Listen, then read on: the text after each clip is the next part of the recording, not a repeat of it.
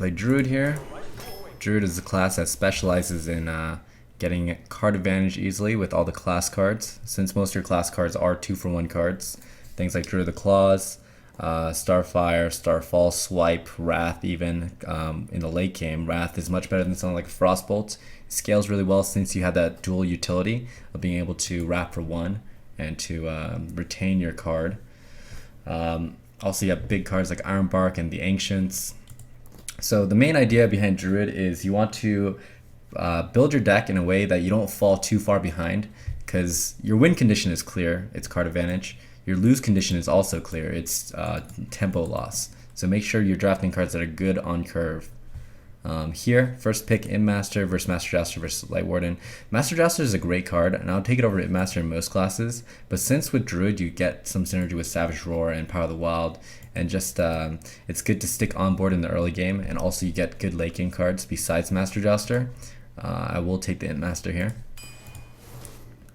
Okay. Here, Spellbreaker versus Druid of the Fang. We don't have the beast synergies yet, so I'll just take the Spellbreaker.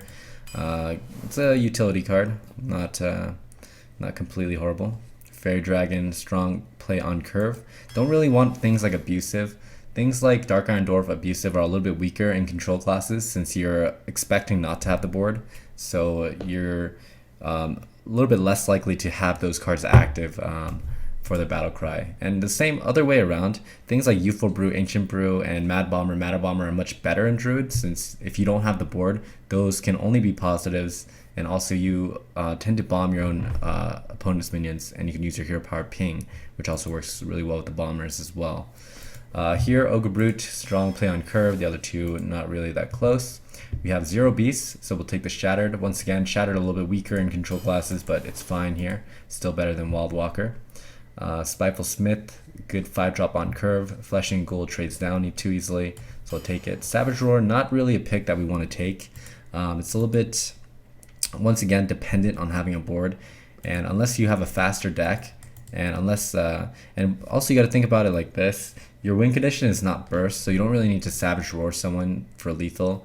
You just want to make sure you win on cards, and make sure you make good comeback plays in the late game. Boulder Burly here over Dragonkin. We don't have any buffs yet, although you can pick up Mark of the Wilds, Mark of the Natures, but I'm going to take the Burly. It's good in very niche situations that tend to like pop up more often than not. The obvious one is when your opponent has like a 1/1 Silverhand Recruit, they are denied the ability to Blessing and Kings it and get a good trade. Stuff like that, I think it's much better than the Dragonkin because of it. Boulder Fist Ogre, good play on curve.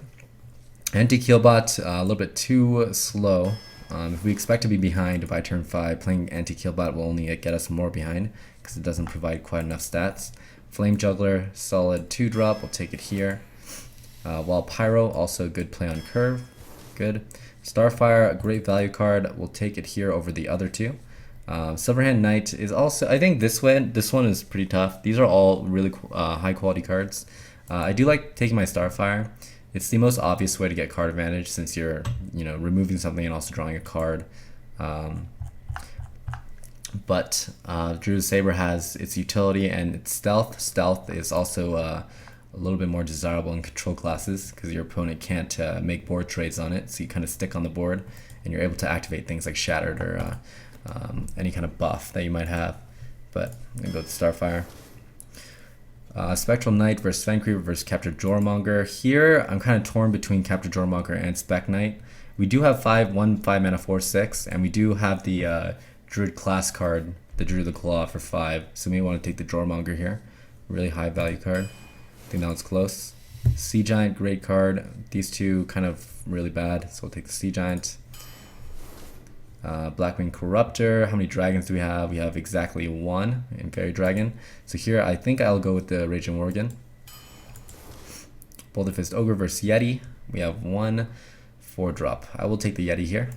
Want to make sure we don't fall too far behind in the mid game. That's where we fall apart, is the mid game, and then we make a comeback in the late game. But if we fall too much behind in the mid game, it's near impossible to come back in the late game, especially with this deck. We don't have like late game taunts, no Iron Barks or anything.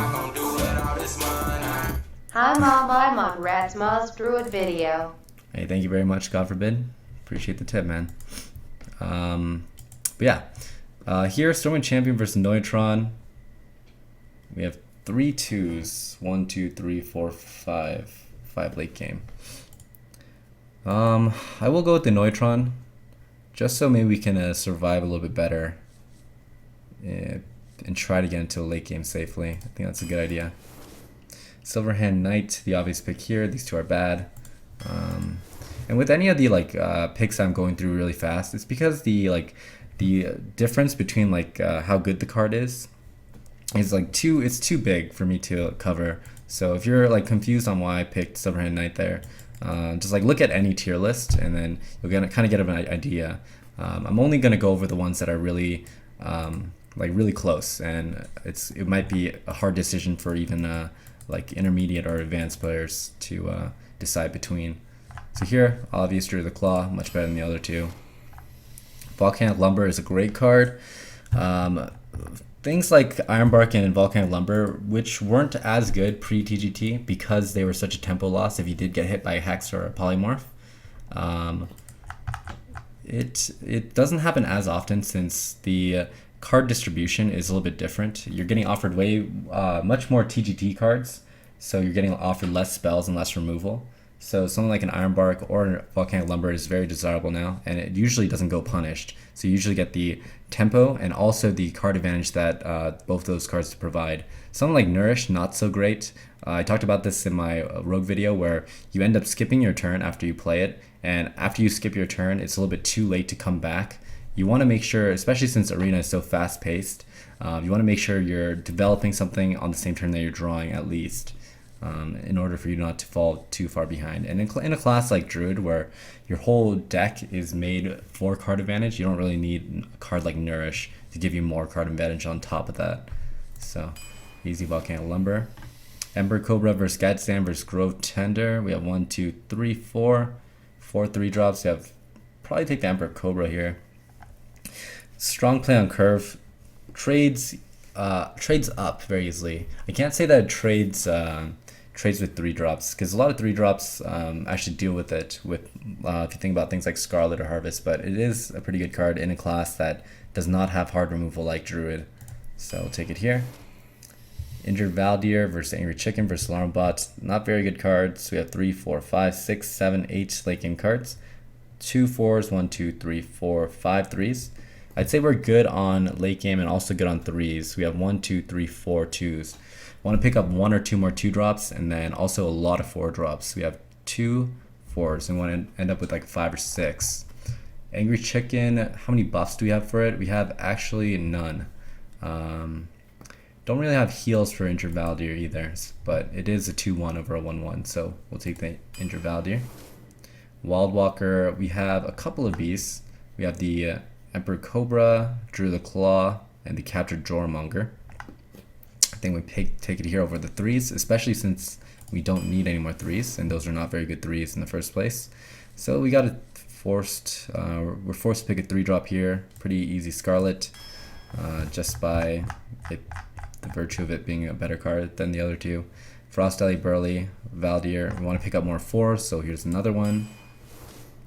Always got to be very wary of the curve, especially as Druid. Here, Ancient Brew. Once again, Ancient Brew isn't as much of a downside in Druid since we expect not to have the board. So I think we won't have to brew something back on purpose. Ironbark here versus Bloodsail. So Ironbark has turned into one of those cards that you always pick in Druid. Very much like the Fire Elementals in Shaman, or like Fireballs in Mage, whatever you think is a top tier card. Ironbark is that now. So I will take it here, although we do need another 2.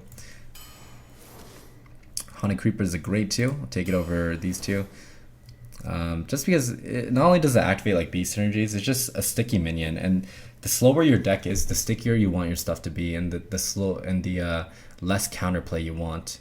It makes your opponent have inefficient turns if they don't have the option from playing minions and also removing. So if they have both those options, they're going to be able to make a lot stronger turns in terms of tempo. So if you remove the option to remove, So if you have like a Haunted Creeper as opposed to a Wild Pyro, they can't Frostbolt or they can't, backstab. And you have the Haunted Creeper stick on the board, and that allows for better comebacks in the mid and late game. Here, Scarlet versus Innervate. We do have a lot of threes, so I'm considering the Innervate here. We have 3, 4, 5, 6 3 drops, 2, 3, 4 4 drops. I think the Innervate's okay. Usually with Innervate, you want to have a lot of 4s and 5s. We don't quite have enough 4s, but we do have a lot of late game, so maybe we can do a later Innervate, which isn't as good, but it's probably still okay. Especially with the Starfire, which is card draw. Innervate works really well with that card as well. And mostly because we have too many 3s. So, take it here. Gnomish versus Spider Tank. Gnomish is a 4, but it is a very slow 4. And once again, very much like the Nourish card, we don't need cards that slow us down and produce card advantage, because all the card advantage we gain is probably going to be through our class cards and our bigger minions. So I will take the Spider Tank here. And this is a lot of 3s. 1, 2, 3, 4, 5 2s. And we have 1, 2, 3, 4, 5, 6, 7, 8, 9. This one's a little bit tough because we need 2 so we don't fall behind. But at the same time, Belcher is good if you do fall behind, right? It's a top tier card. It's a mid game taunt, which is really good in Druid for you to not die in the mid game and to get you safely to the late game. That's tough. But also considering that we don't have that many spells, I think maybe the Sludge Belcher is the better pick. Like if we could combo the Wild Pyro with like things like a Wrath or Swipe, it might be a little bit stronger. So I will go with the Belcher. This deck is okay. We have 3, 4, 5, 6, 7, 8, 9, 10 late game cards. 1, 2, 3, 4, 5 4 drops, which is a decent amount. Probably not the highest quality 4s, but they're okay. 3, 4, 5, 6, 7 3s, 1, 2, 3, 4, 5 2s, and 1 1. So good curve. Card quality is slightly above average. In terms of class cards, we have a lot of the minion class cards. You have the Volcanic Lumber, the Ironbark, the Druid the Claw, the Wild Walker, but we're missing spells. We don't have a single Claw, Wrath, Swipe, or Starfall. So we gotta make sure that we don't put ourselves in a position where we fall behind and need some kind of AoE recovery. But we should be okay since we did draft a good curve, so we shouldn't be falling behind that much. But yeah, I'll guess for this deck, I'll guess 9 or 10. I'll guess 9 or 10 wins. The last Rogue deck that was drafted, it actually did go the prediction. So we'll see with this deck. And yeah, you can check out the live stream at twitch.tv/Ratsmah, and thanks for watching.